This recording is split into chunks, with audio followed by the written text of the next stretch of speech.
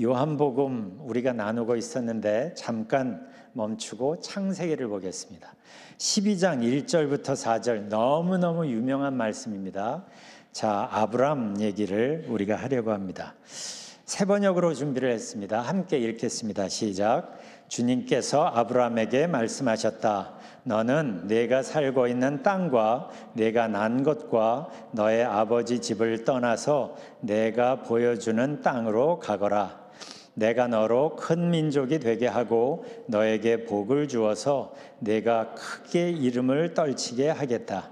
너는 복의 근원이 될 것이다. 너를 축복하는 사람에게는 내가 복을 베풀고 너를 저주하는 사람에게는 내가 저주를 내릴 것이다. 땅에 사는 모든 민족이 너로 말미암아 복을 받을 것이다. 아브라함은 주님께서 말씀하신 대로 길을 떠났다. 롯도 그와 함께 길을 떠났다. 아브라함이 하란을 떠날 때에 나이는 75이었다. 아멘. 인생은 속도가 아니라 방향이라는 말이 있죠. 들어보셨을 겁니다. Life is a matter of direction, not speed. 방향이 잘못되었다고 한번 생각을 해보세요. 그러면 빨리 갈수록 많이 갈수록 더 난감해집니다. 남보다 빨리 간다고, 남보다 많이 가졌다고 정말 성공한 걸까 하는 생각이 듭니다. 예수님은 누가복음 6장에서 이런 말씀을 하시죠. 나무는 각각 그 열매를 보면 안다. 그 열매를 보면 그 나무가 어떤 나무고 얼마나 튼실한지를 알 수 있다는 거죠. 한번 생각해 보세요. 내 인생을 나무로 생각한다면 나는 어떤 열매를 맺고 있나? 나는 정말 잘 살고 있나? 나는 어떤 가치를 만들며 살고 있나? 하나님을 믿는다고 하는데 하나님 안에서 나는 행복한가? 너무 늦기 전에 아직 점검하고 방향을 재설정할 수 있을 때 점검해 보면 좋겠어요. 그래서 그동안 살피던 요한복음을 잠깐 멈추고 우리를 향한 하나님의 기대, 우리를 향한 하나님의 기대에 대해서 생각해 보려고 합니다. 사실 이 주제는 10여 년 전에 우리가 나눈 적이 있는데 이쯤에서 다시 나누면서 우리의 삶의 방향, 하나님께서 우리에게 무엇을 기대하시는지를 생각해 보면 좋겠습니다. 우리를 향한 하나님의 기대. 이 주제의 뿌리는 창세기까지 거슬러 올라갑니다. 하나님께서 사람을 당신의 형상으로 귀하게 특별하게 창조하셨다고 창세기 1장부터 이야기합니다. 하나님이 이렇게 우리를 특별하게 만드신 데는 분명한 이유가 있죠. 깊은 교제를 원하셨기 때문이죠. 깊은 교제. 그런데 그 교제와 그 기쁨은 창세기 3장에서 단절이 되고 말죠. 죄 때문입니다. 거기서 비극이 시작이 되죠. 죄 때문에 비극이 시작이 됩니다. 바로 죄 때문에 사람이 죽는 존재가 된 겁니다. 당연하겠죠. 생명의 근원이신 하나님에게서 단절되었으니까. 포도나무 비유로 표현한다면 줄기에서부터 잘려나간 가지가 된 겁니다. 그러니까 당연히 말라가겠죠. 그 형편을 말라가는, 죽어가는 그 모습을 요한복음 5장은 38년 된 병자의 모습으로 우리에게 보여줍니다. 사는 게 피곤하고 고된 모습입니다. 그렇게 살다가 그 끝은 절대 절망인 죽음입니다. 이게 죄가 우리에게 만든 아주 잔인한 결과죠. 그런데 하나님과 인간 사이의 그 관계의 단절 속에는 또 하나의 비극이 숨어 있습니다. 우리 하나님이 외로운 하나님이 되신 겁니다. 아름다운 교제를 기대했는데 그래서 당신의 형상을 따라 그리고 당신의 영을 친히 불어넣어 아주 귀하고 특별한 존재로 사람을 만들었는데, 우리는 알죠. 특히 사랑하는 사람에게서 느끼는 배신감은 그만큼 더 아프고 고통스럽습니다. 얼만큼 고통스러워요? 내가 사랑한 만큼. 그렇다면 한번 생각해 보세요. 우리를 향한 하나님의 사랑을 우리는 Amazing Grace라고 하면서 기뻐했는데, 그 Amazing한 그만큼의 그 어마어마한 하나님의 큰 사랑이 우리에게서 외면당했을 때 하나님이 느끼시는 아픔은 어떨까요? 이게 예언서의 대표자 격인 이사야서가 하나님의 한숨으로 시작하는 이유입니다.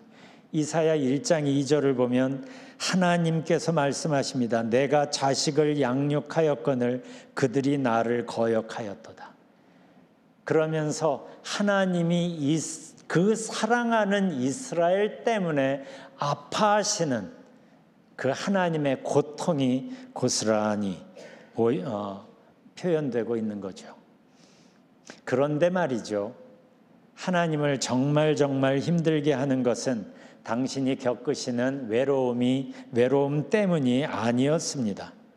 그토록 사랑하는 사람들이 죄에 눌려서 무기력한 삶을 사는 것, 그러다가 죽음으로 치닫는, 절대 절망으로 치달아 그 인생이 끝나는 그 모습이 하나님을 더 힘들게, 더 고통스럽게 만든 거죠. 바로 이게 하나님께서 언약을 가지고 우리에게 다가오시는 이유죠. 성경은 옛 언약과 새 언약으로 구성되었다고 했죠. 옛 언약을 먼저 가지고 우리에게 오셨습니다. 율법을 묵상하고 지킴으로 하나님과 연결되는 방식이죠. 그런데 그 방식이 제대로 효과를 내지를 못하는 겁니다. 우리의 불성실함 때문에. 그러니까 하나님은 새로운 방식의 언약을 가지고 다시 우리에게 찾아오시죠. 그게 예수 그리스도 십자가입니다. 왜 옛 언약을 가지고 오시고 그게 잘 워킹이 안 되니까 새 언약을 가지고 다시 우리에게 오시는 걸까요? 왜 그러시는 걸까요? 이만큼 우리와 함께 하고 싶으신 거죠. 그래서 신약을 시작하면서 마태복음 1장에서 임마누엘을 선포하시는 거죠. God with us, 우리와 함께 하시는 하나님, 우리와 함께 하시면서 당신의 생명력을 우리에게 다시 공급해 주고 싶으신 거죠. 그래서 우리가 다시 생기 있게 사는 걸 보고 싶으신 거죠. 하나님과 연결되어서 하나님의 생명력을 공급받는 것을 구약에서는 복이라고 표현하고 있고, 신약에서 예수님은 영생이라고 표현하고 있는 겁니다. 하나님과의 연결됨을 통하여 하나님의 생명력을 공급받는 겁니다. 그래서 오늘 본문을 보면 하나님께서 아브라함에게 찾아가셔서 먼저 말씀하시는 게 이 복이에요. 너는 복의 근원이 될 것이다. New Living Translation으로 보면 You will be a blessing to others. You will be a blessing to others. 샘의 근원이 그러한 것처럼 복의 근원이라는 표현은 복이 흘러 넘쳐서 주변을 두루두루 적시는 걸 의미하죠. 그래서 이어지는 3절의 끝에 보면 땅에 사는 모든 민족이 너로 말미암아 복을 받을 것이다 말씀하십니다. 이게 무슨 말씀이에요? 사실 이때부터 하나님은 아브라함을 통해서 만들어질 이스라엘 민족만이 아니라 땅에 사는 모든 민족을 염두에 두고 계신 겁니다. 그래서 하나님의 복이 아브라함의 후손들에게 내려서 그 복이 세상으로 흘러가는 통로로 쓰시려고 아브라함을 부르시고 이스라엘을 부르신 거죠. 이게 구약의 이스라엘 백성의 정체성이고 이것이 신약으로 흘러와서 성도의 정체성입니다. 이걸 이해하는 게 굉장히 중요합니다. 복의 근원, 복의 통로로 우리를 부르고 계시는 거야, 하나님은. 모든 계약은 쌍방의 합의가 중요하죠. 하나님이 먼저 아브라함에게 제안하십니다. 너를 복의 근원이 되게 하겠다. 그런데 여기에 조건이 있어요. 이 1절 그 끝에 보면 너의 고향과 친척과 아비의 집을 떠나 내가 네게 보여줄 땅으로 가라. 이런 의미죠. 너의 고향, 친척, 아비 집, 너에게 익숙한 영역. 우리가 흔히 쓰는 표현으로 하면 컴포트 존이죠. 나의 컴포트 존 밖으로 나와서 하나님과 함께 새로운 삶을 시작해 보겠니? 하고 말씀하시는 거예요. 컴포트 존이란 내 예상이 통하는 삶의 영역을 말합니다. 내가 예상할 수 있는 영역. 그러니까 내가 예상할 수 있기 때문에 별로 두렵지 않습니다. 내 예상대로 움직여지는 영역이니까 기도할 필요를 별로 느끼지 않습니다.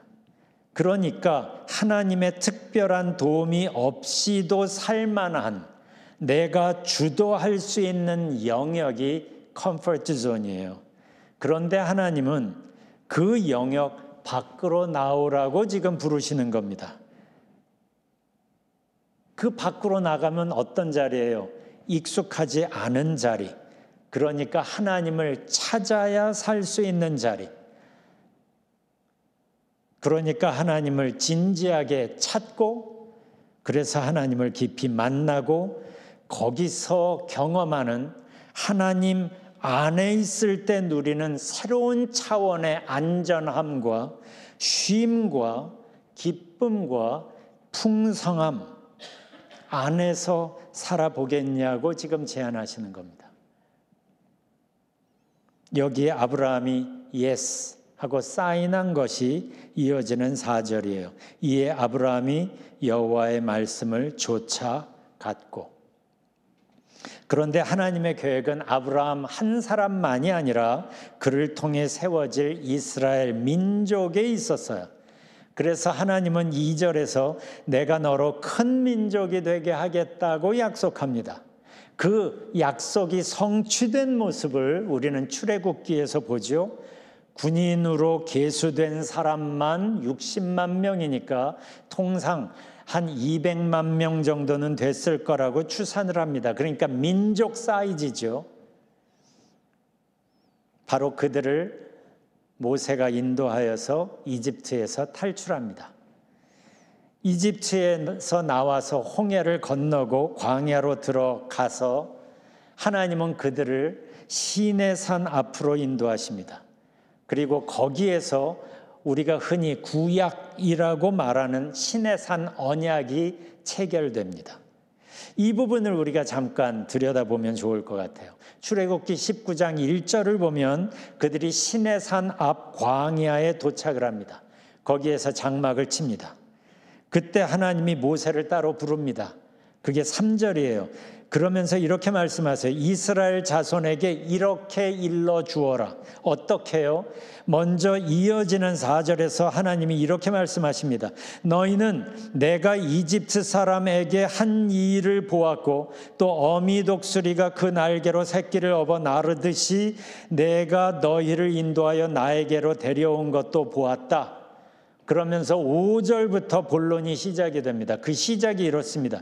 세계가 다 내게 속하였나니, 이 부분을 세번역으로 보면 온 세상이 다 내 것이다 하고 말씀하십니다. 그리고 말씀하세요. 5절을 다시 보면 세계가 다 내게 속하였나니 너희가 내 말을 잘 듣고 내 언약을 지키면 너희는 모든 민족 중에서 소유가 되겠고 그리고 조금 건너뛰어서 이 부분은 조금 이따 얘기할 겁니다. 그 다음에 거룩한 백성이 되리라. 내 소유라고 표현하신 것은 하나님이 직접 책임지시겠다는 거고, 거룩한 백성이라는 표현은 주변 민족들과는 뭔가가 다른 삶을 기대하신다는 겁니다. 뭐가 다른 건가? 그 둘 사이에 들어가 있는 점이 거기에 아주 중요한 표현이 들어있는데 뭐냐면 너희가 내게 대하여 제사장 나라가 되며, 그러니까 하나님이 이스라엘 백성에게 제사장 나라의 역할을 기대하시는 거예요. 제사장의 역할. 제사장의 역할이 뭡니까? 하나님과 백성 사이를 연결시켜주는 다리 역할을 하는 사람이죠. 백성들이 하나님께 나아갈 수 있도록 도와주는 역할이 제사장입니다. 여기서 우리가 생각해야 할 게, 백성이 없으면 제사장의 존재는 의미 없습니다. 제사장은 백성이 하나님께 나아가는데 돕기 위해서 있는 역할이에요. 그렇다면 하나님이 이스라엘을 제사장 나라로 택하신 이유가 뭔가? 하나님이 이스라엘만 이뻐하면서 그들을 축복하신다는 뜻이 아니라 세상 모든 민족들이 하나님께 나아올 수 있도록 중간 다리 역할을 그들에게 맡기신 겁니다. 그러니까 여기서 알 수 있는 게, 하나님이 이스라엘과 언약을 맺으실 때도 하나님의 관심은 세상 모든 민족들에게 있었다는 사실이에요. 이렇게 하나님이 이스라엘이 제사장 나라의 역할로 온전히 쓰임 받으려면 그들에게 필요한 게 있는데, 그게 5절에 보면 너희가 내 말을 잘 듣고 내 언약을 지키면 이라는 표현이에요. 이 표현의 핵심 의미는 하나님과 관계 형성입니다. 하나님과 연결되는 것. 이렇게 하나님과 연결이 되면 어떤 일이 벌어지는가? 이걸 출애굽기 20장 24절에서 이렇게 말씀하십니다. 내가 네게 임하여 복을 주리라. NIV로 보면 I will come to you and bless you. 내가 네게 임하여. 어떻게 임할 수 있는 거예요? 언약이 체결됐기 때문에 임할 수 있는 거예요. 그러니까 언약이 체결이 되면 하나님께서 임하여서, 사실 하나님의 임재가 복의 핵심입니다. 하나님이 임재하니까 복이 따라오는 거예요. I will come to you and bless you. 하나님의 복을 경험하게 되는 거예요. 그래서 이어지는 율법 속에 담겨있는 하나님의 이미지를 한마디로 표현하면 복 주시길 기뻐하시는 하나님이에요. 이게 언약의 핵심 내용입니다. 사실은 복 주시길 기뻐하시는 하나님. 그래서 신명기 28장을 보면 우리 손길이 닿는 곳마다 하나님의 복이 임할 거란 표현이 거기 나오는 거예요. 네 광주리와 네 떡반죽 그릇이 복을 받을 것이며 내가 들어와도 복을 받고 나가도 복을 받을 것이니라. 어디서 들어보신 말씀이죠? 이게 하나님의 말씀에 순종할 때 받는 복이에요. 더 정확하게 말하면 말씀을 통하여 하나님과 연결될 때 생기는 결과가 복입니다. 하나님과 연결되면 하나님께서 내 마음속에, 내 삶 속에 임하시면 그 결과로 생기는 것이 하나님의 복이에요. 그러면 이렇게 하나님의 복을 받는 백성이 되면 그 다음에 하나님이 더 신경 쓰시는, 하나님이 더 원하시는 그 다음 단계가 펼쳐집니다. 뭐냐면 이스라엘이 받는 복을 주변 민족들이 보는 거예요. 바로 이걸 하나님이 출애굽기 34장에서 10절에서 이렇게 말씀하십니다. 이 내용이 좀 길어요. 요게 34절 10a라고 했죠. 요건 전반부를 말해요.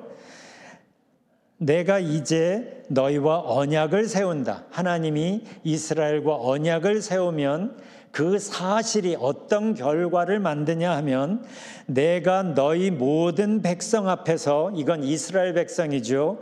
너희 모든 백성 앞에서 이 세상 어느 민족들 가운데서도 이루어진 적이 없는 놀라운 일을 보일 것이다.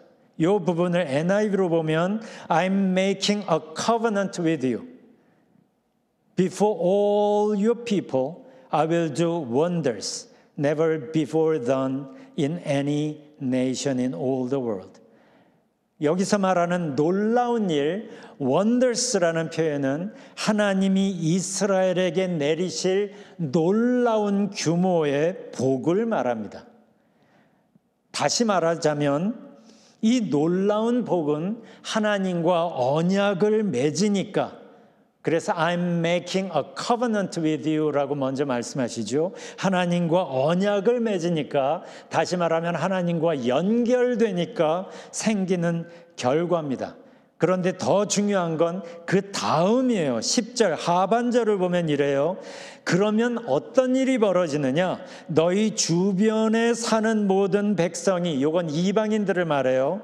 너희 주변에 사는 모든 백성이 나 주가 너희에게 하여 주는 그 일이 얼마나 두려운 일인지를 보게 될 것이다. 그런데 그 내용을 보면 이건 두려운 일이라는 표현이 아니라 어마어마하게 엄청나게 큰 일이라는 걸 보고 알게 될 거라는 말이에요.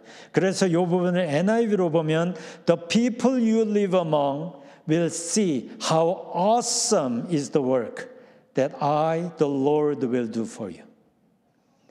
The people you live among will see how awesome, 이게 얼마나 엄청나고 놀라운 일인지라는 표현이죠. How awesome is the work that I, the Lord, will do for you. 이게 하나님의 의도입니다.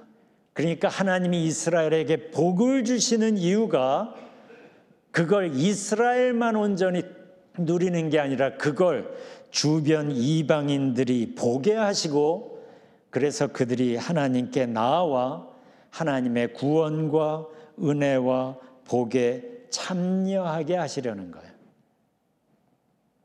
하나님의 이런 의도는 구약에서도 이곳저곳에서 꽤 많이 사실은 보입니다.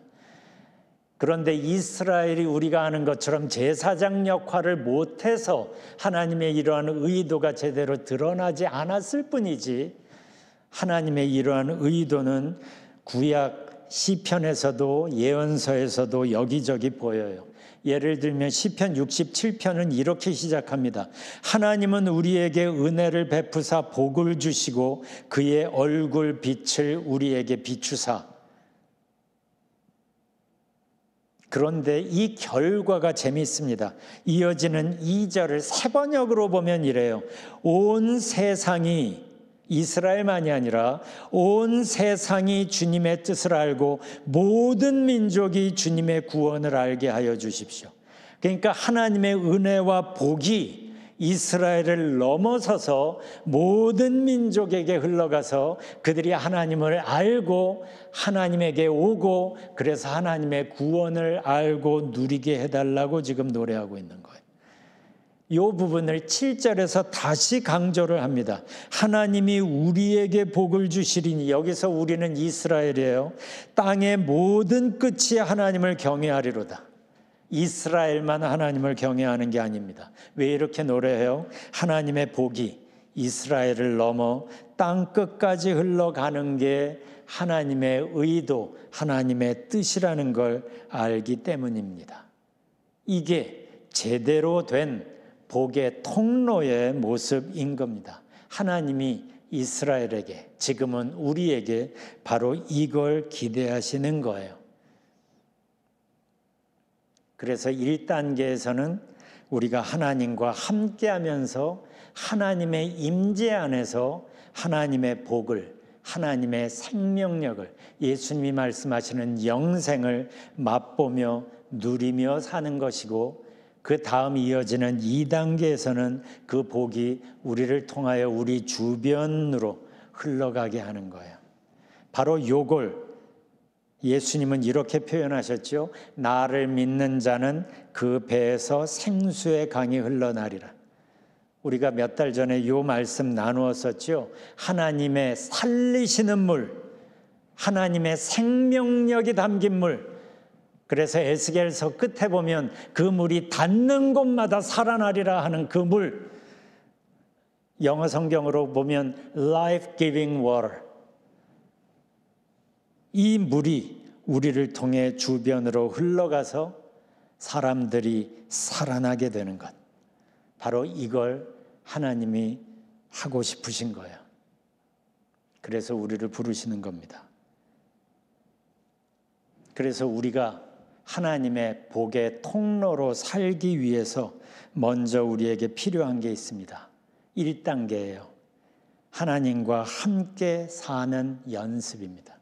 이건 이해하는 게 중요한 게 아니라 그런 삶을 연습하는 게 중요합니다. 그래서 이 부분을 연습시키려고 오신 분이 성령 하나님이신 거예요. 성령 하나님이 오셔서 은사를 주시는 것도 맞아요. 그러나 무엇보다 우리의 내면이 예수님을 닮아가게 하고 우리가 하나님의 복을 누리고 그 복을 나누며 살도록 하나님의 복의 통로로 우리를 세우기 위하여 성령께서 오셔서 일하시는 거예요. 바로 이 부분을 설명한 구약의 대표적인 이미지가 시냇가에 심겨진 나무죠.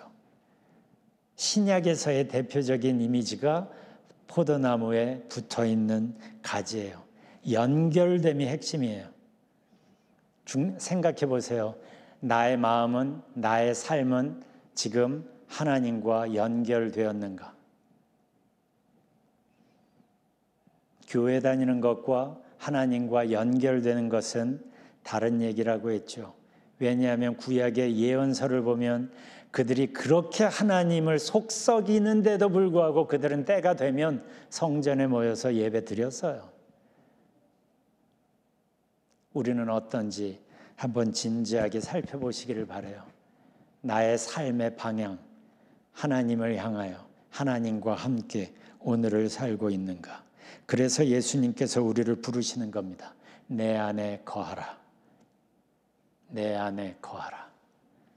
내 안에 거하라라는 말씀 속에 담겨 있는 그 의미는 너에게 익숙한 너의 컴포트 존을 이제는 넘어서서 너의 예상 안에서 움직여지는 삶이 아니라 나와 함께 하는 새로운 방식의 삶을 시작해보지 않을래?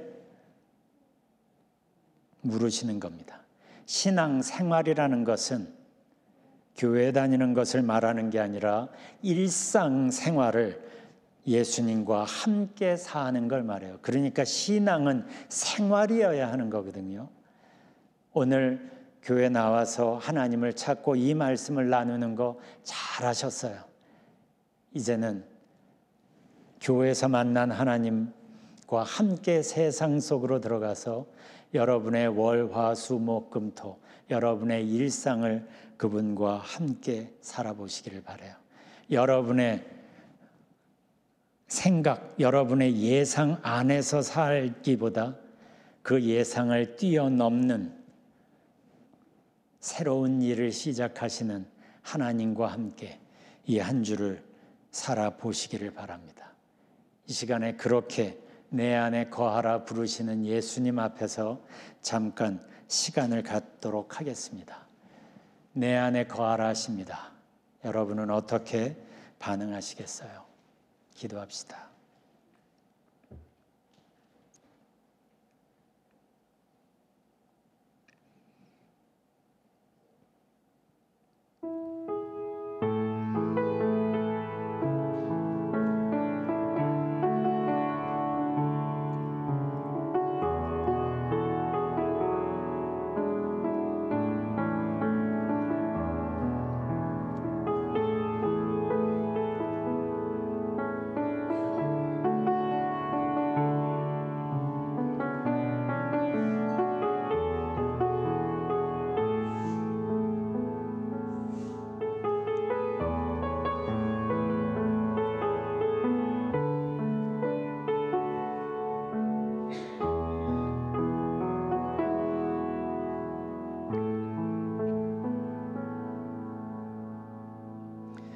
우리가 주님 앞에 나와 말씀을 나누었습니다. 우리를 부르시고 십자가를 통하여 죄를 해결하시고 하나님의 자녀로 삼아주셨습니다. 주님과 함께 우리의 일상을 살아내기를 원합니다. 그래서 우리의 일상의 그 보통의 삶 속에서 하나님의 특별함이 드러나게 하여 주시고 우리의 말과 표정과 행동과 모든 발자국 속에서 하나님의 임재가 드러나게 하여 주옵소서. 우리가 만나는 그 인간 관계 속에서 그리스도의 평화가 뿌려지게 하시고 하나님의 생명력이, 하나님의 기쁨이, 하나님께서만 주시는 평화가 우리 삶 속에서 흩뿌려지게 하여 주옵소서. 예수님 이름으로 기도합니다. 아멘.